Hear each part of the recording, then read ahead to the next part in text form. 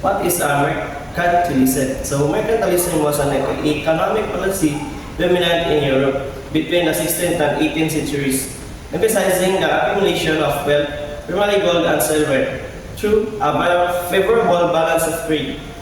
Nations sought to maximize export and minimize imports by imposing tariffs, establishing colonies, and heavily regulating trade. For example, England used mercantilist policies to control its American colonies, requiring them to send raw materials like tobacco and cotton to England while purchasing only England-manufactured goods.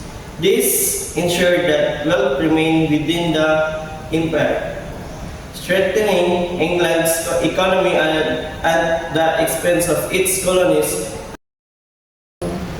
The origins of mercantilism, a key economic system that shaped Europe during the 16th to 18th centuries. Mercantilism played a significant role in how nations built wealth and power through trade.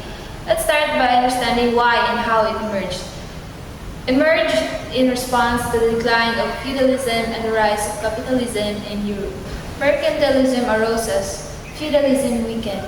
Feudalism was an economic system where landowners or nobles controlled land and peasants worked for them. However, with the growth of trade, urban centers, and new technologies, feudalism started to collapse. At the same time, capitalism began to rise. Capitalism is an economic system where individuals or businesses control trade and industry for profit. Merchants, rather than nobles, became the key players in the economy. As trade between nations expanded, governments saw the need to control economic activities to ensure national prosperity. This led to the birth of mercantilism. The influence of Thomas More and Jean-Baptiste Colbert, influenced by the ideas of Thomas More 1630 and Jean-Baptiste Colbert 1661. Two major thinkers influenced mercantilist policies. Thomas More and Jean-Baptiste Colbert. Thomas More 1630. He was an English economist who emphasized the importance of trade. He believed that a country should export more than imports to accumulate wealth, particularly in the form of gold and silver. This idea became one of the fundamental principles of mercantilism. In his work, England's Treasure by Foreign Trade explained how nations could increase their wealth through controlled trade. Jean-Baptiste Colbert, 1661. Colbert was the finance minister of France under King Louis XIV.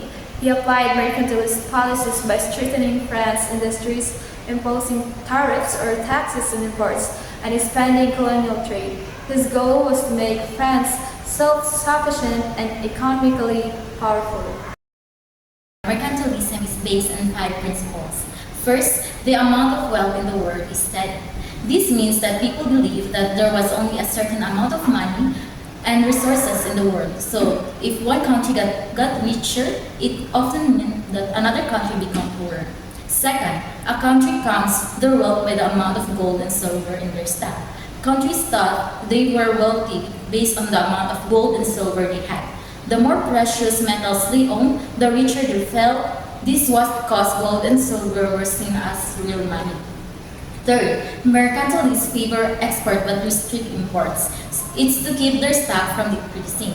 Mercantilists wanted countries to sell more goods to others, exports, and buy fewer goods from other countries, that is, imports. This way, they could keep their gold and silver at home and not lose wealth to other countries.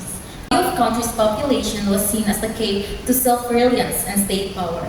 The number of people in the country was important because of a large population meant more workers, more soldiers, and more potential to produce goods. This made the country stronger and less dependent on others. Fifth, in the mercantile system, the rule of the leader, such as the king or state, was seen as the dominant rule to lead his country to welfare. Leaders were believed to have a big responsibility to make their country wealthy and strong. They were expected to create policies that help the economy grow and protect the nation's interests. This is a case study example about the mercantilism. The case study is about the British East India Company. The British East India Company was a prime example of mercantilism in action. It was granted a monopoly on trade with India and other parts of Asia, and it was used by the British government to accumulate wealth and power.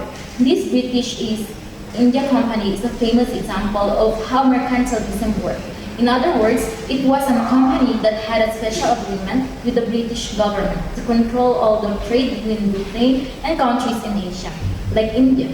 This meant that only this company could buy and sell goods to those countries, and it was allowed to make a lot of money from this transaction.